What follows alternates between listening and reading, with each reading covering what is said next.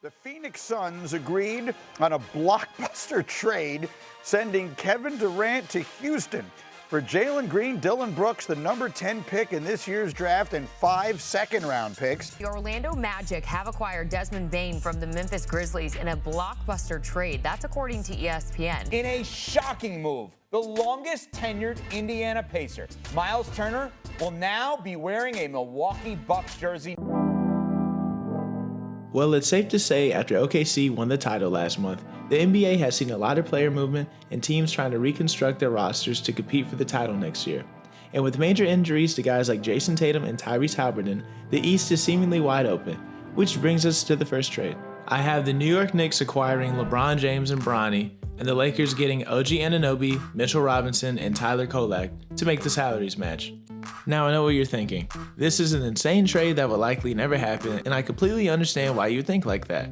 Personally, I don't think the Lakers would ever trade LeBron just because he's still so good and he brings so much extra attention and revenue to the franchise, but rumors of LeBron's unhappiness in LA have been heating up recently, and this would be the scenario where the Lakers would want to bring in some kind of value if he decides to leave because he only has 1 year left on his contract. From the Lakers' perspective, they acquire OG Anunoby and Mitchell Robinson, two very good role players, especially OG, who is an all-defensive caliber player who's definitely no slouch on offense and is on a long-term contract. However, I still don't think the Lakers would be in contention with this hypothetical roster, but it is pretty good value for a 4-year-old who might only play 1 or 2 more years.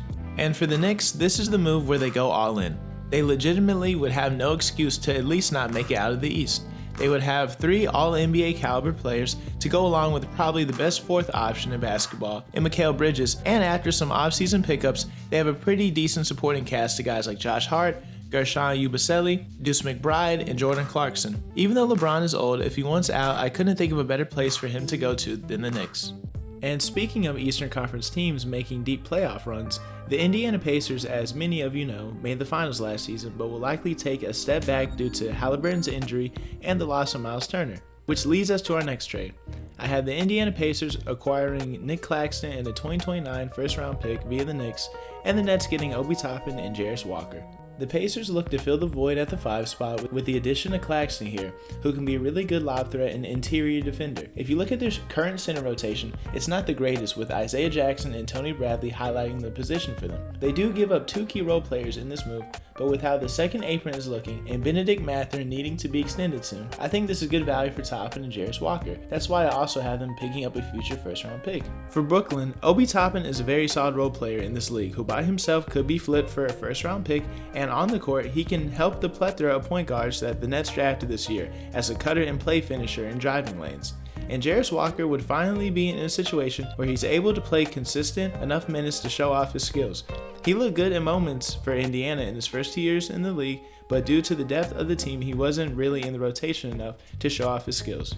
And for our final trade of the video, we look at 2 teams in NBA purgatory. I had the Chicago Bulls acquiring Domantas Sabonis and the Sacramento Kings getting Nikola Vucevic, Zach Collins, Ayo Dosunmu, and a 2028 first-round pick. Chicago in this move acquires Sabonis, who's been one of the more underrated players in the association and is no doubt one of the best offensive hubs in the game today. I don't think that this makes the Bulls that much better of a team, but I do think that he, especially with how he plays so unselfishly, he could help develop some of the younger players on the roster as he constantly finds open shooters and cutters to the rim, and this is not that crazy of an asking price for an all-NBA caliber player, even though Sabonis has his fair share of defensive deficiencies. And for Sacramento, they should look to blow up their roster, and as good as Sabonis has been for them, his play hasn't really translated to much postseason success, and not so many teams in the league have suitable rosters for the way that he plays the game. I think this is a very good return for him because Vooch, Collins, and Ayo are all on expiring deals, so you can clear your hands of the Sabonis contract if you don't want to re-sign any of these players while still getting a future first. And all these guys are solid players who could be flipped for even more assets likely at the trade deadline. So those are just some of the moves that I think would change certain teams' trajectories next season. So let me know what you think in the comment section, and yeah.